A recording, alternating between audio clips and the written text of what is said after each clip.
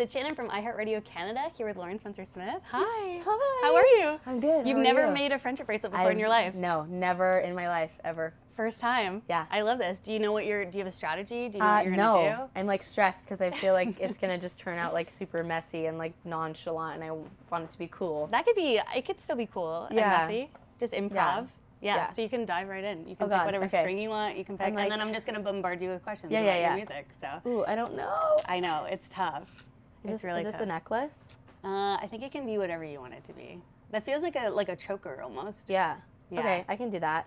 But we're here to celebrate because you have your debut album coming out. Yeah, I feel debut album. Yeah, debut album. I feel like a weight is lifted off of my shoulders. I don't have to be stressed about it. It's just finally going to be out in the world. Yeah. Are you like, what percentage scared are you and what percentage are you just like chilling? I'm kind of chill. Yeah. Like I feel like there has been so much just gone into it. I'm so exhausted that I'm like, if this is out in the world, I'm not stressed. I'm not worried. I'm like, if they like it, they like it. If they don't, I'll probably be miserable, but I'm just hoping that they like it. I'm not even thinking about the other aspect. They've loved everything that they've heard so far from the songs that you've released, so that's got to give you like some That's sort what of I'm comfort, like, I'm just riding on that and hoping everything will be fine. Right. Yeah. Yeah. It's definitely been I feel like it's like way longer than what everybody thinks it is. Yeah. Are you the type of person to think that like once it's out, it's everyone else's and then it's not yours anymore?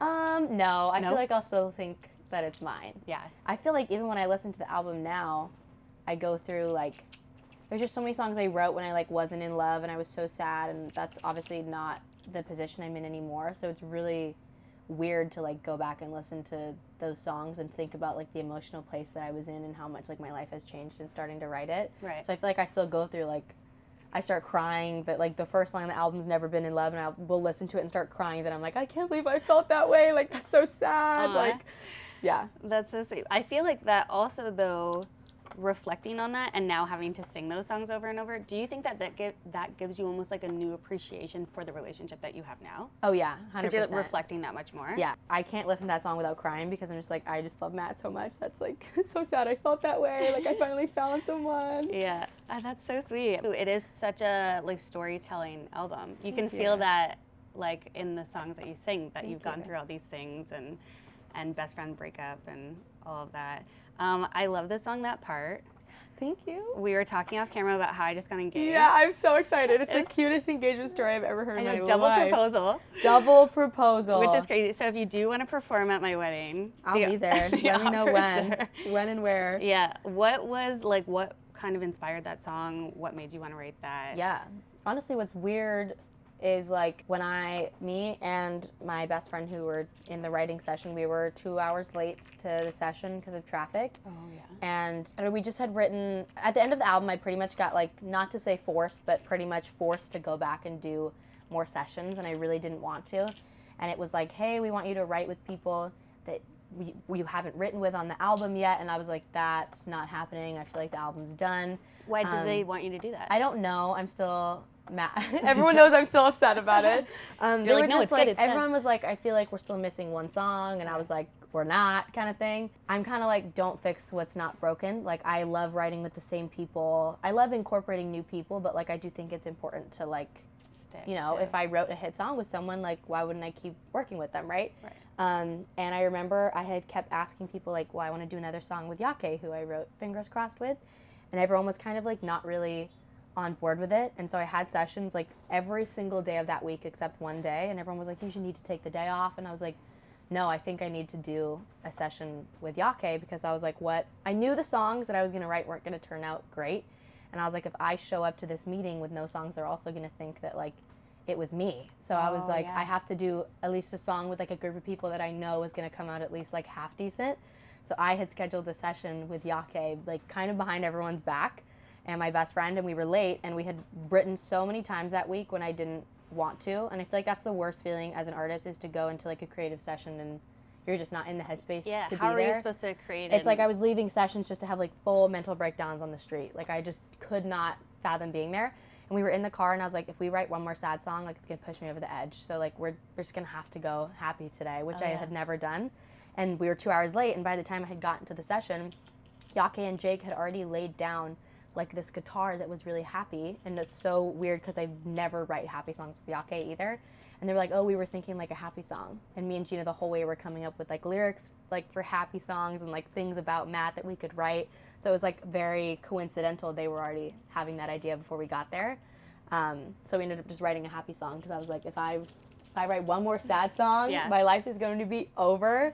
And I love my boyfriend. I haven't written like a true happy song about him. Yeah. How did he react when you heard it? I had to send it to him because I obviously wasn't with him. But he was like, he's very like introverted, so he would never like give like the craziest reaction you've ever seen. But he definitely was like, oh, this is so cute. Like, oh my God, you finally like wrote a happy song about me that didn't have a twist of sad. Yeah, talking to other artist friends who are always on the road and always having to have their partner back home and missing them. It's like a long distance relationship, right? Yeah, it sucks. Yeah. How do you navigate that? Do you have is it just communication? I feel like it's definitely a lot of communication. I feel like what works in mine and my boyfriend's benefit a lot is like, we both don't really like going out. Like, we both don't really party, so there's never like anything to be jealous of, or like you're not really getting FOMO because I'm just like, I'm working and he's at home working as well.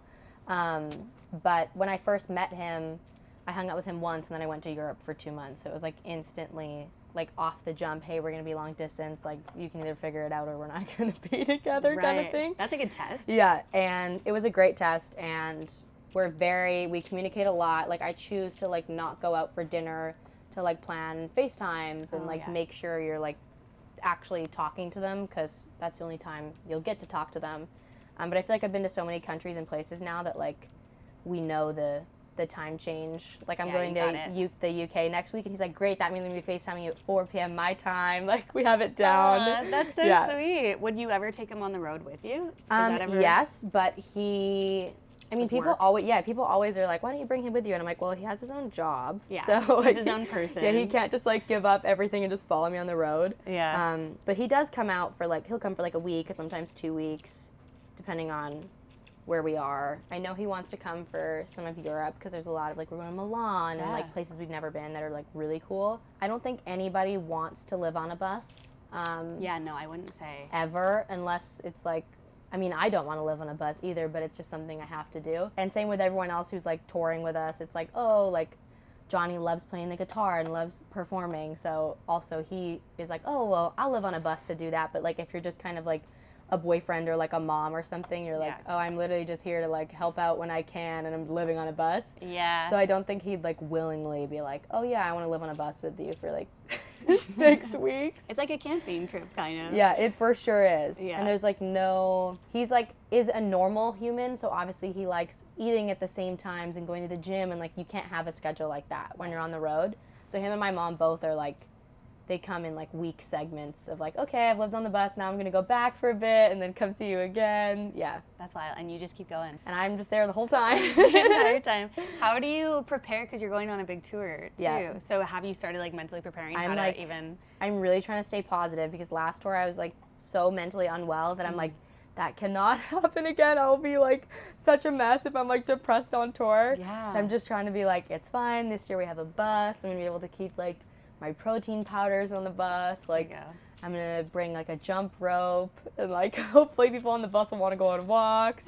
I'm just trying to stay like uplifting about it, and hopefully it'll go exactly how it needs to. And make like your own routine with it, right? I also think last year there was like so many things. Like we literally went on tour like without tour management, which is like insane. I don't even know how things were being run properly. Whereas like this year we have all the right people in place in order to make everything run smoothly. So I think everything's gonna go as it should, and it'll be amazing. I've never like performed an actual like cohesive body of work that I'm like proud of. Like all of last year I was just singing random songs that I'd written that literally aren't on the album. Like just because I needed songs to sing, and it was like, oh, you're going on tour, like figure it out kind of thing. Right. Whereas like this year, like we're actually making sure like the set list is something we're like excited about and planning like when I want to talk based on like saying something about a song. So I think it'll be really fun. I feel like onstage banter is such a skill that not enough people talk about, because you're like hosting as well as performing. Yeah. Right? Yeah, I feel like not enough people talk. Like I always watched like Adele growing up, and she was like doing full comedy skits, and like same with like Harry Styles. he's so amazing at talking on stage. Like, I always try to be more like that than, I think it's like too serious if I'm just going Song after song. song after song. I also think like if you like are a songwriter, like you wish you could explain every single song you wrote and give like a whole inspirational quote as to like how you've learned from it, and so like you want to be saying things on stage and talking about your music in that way. Yeah, I saw Louis Capaldi a couple weeks ago. Oh and my it was God, like he's hilarious. 50% comedy show, Yeah. 50% concert. He's the best for that. He is really, really good at that. How did you feel getting 21 under 21 with Billboard? Oh my God, I actually got it last year too. No And I was way. like, this is like a one-time thing. Yeah. Like, it's never gonna happen again. And I was like, there's no way they picked me. I was so excited. I called my mom instantly, and I'm just so excited. Yeah, is that who you call when you get good news? Yeah, my mom and my boyfriend, Yeah. usually. If it's like, I don't know, my best friends are like normal people, so they don't understand the importance of like certain music things. But if it's like something that they would know, I would also call them instantly. Oh, that's so sweet. Still living on Vancouver Island? Yep, still live Still there. If we say that we were there right now and we had 24 hours to spend, what would we get up to? Ooh. Where would you film me around? If it's warm out, we would go wake surfing on the lake. Maybe a hike. Are you good at wake surfing? I don't know if like good is the word. Is that like wakeboarding? It's like kind of, but there's no rope. So like Oh, you have so to have a specific kind of boat, and then everyone sits at the back and it creates a wave, and then you just like are like on a Right. smaller version of a surfboard. Yeah. And just like surfing the whole wave. Damn. Yeah. So if you like do it wrong, like you'll miss the wave, and then Fall. the boat's not pulling you, you're just surfing on it. You can hold on to the rope, but that's what you do when It's you're like like cheating. learning, and then yeah. Yeah. I wouldn't say, I feel like people who don't wake surf would say that I'm good, but Yeah. like I have a lot of guy friends that are like phenomenal and can do Right. tricks, so I'm like, okay, I'm not that good, but like for someone who isn't like a pro, I'm like okay Yeah. at it. What else would we do? Probably a hike. Nice. We would maybe go to Panago Pizza, Love it. because that's my favorite. Is that your favorite pizza? Yeah. Why like, Panago? I don't think anyone understands the deep level of love I have for Panago. Like when I was 13 and I had a job, I spent $4,000 in 1 year at Panago. You actually $4,000? Just on, yeah. Like the delivery drivers knew my name. I would order it like 3 times a week. They'd give me free pizza because I ordered it so much. Like I was just, like, You're like a what else regular am I supposed to customer? spend my money on when I'm 13? Like Right. just Working at Smitty's. only Panago Pizza. It was the highlight of my life. What's your pizza order? Just pepperoni. Nice. I'm pepperoni too. Yeah, and my boyfriend likes the jalapeno ranch. Oh yeah. That's good too. And I like the Italian garlic. Nice. Yeah, I love that. I make everyone on my team when they come to the island. I'm like, we have to eat Panago. Like, you have to try it. You can get Panago in other places though, right? Like I feel like you can get can't it here. get it in no? the States. You can get it Oh, here. in Canada. You can get Wow. it here, but like I know people from Toronto, and I'm like, okay, like you've had Panago, right? Like waiting for like Yeah, I just don't feel like it's validation. probably as popular. No, it's not. I think probably because I live in a small town, there's only like, very few pizza places, and that one is like the most superior out of all of them. Yeah. That's wild. What? Yeah. We were talking about that part. Was that the last song that you wrote for the album? Yeah, it was the Oh. final song. So Wild. like, I always get mad at everyone for making me do those sessions, but then they're like, well, see, if you didn't do those sessions, you wouldn't have written that part. Yeah, that's true. What is a song from the album that fans maybe haven't heard at this point that you're excited for them to hear? Ooh, I'm really excited for fans to hear Do It All Again. Oh yeah. I'm so proud of that song. That's my favorite song on the whole album. And I think they're gonna be very shocked at like the ending. I've told fans that they need to like record themselves listening to the song for the first time. To get the reaction. Yeah. That's so sweet.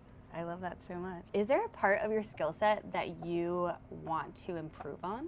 Like whether it's on-stage banter or songwriting or... Way too many things. Yeah? I like hate myself.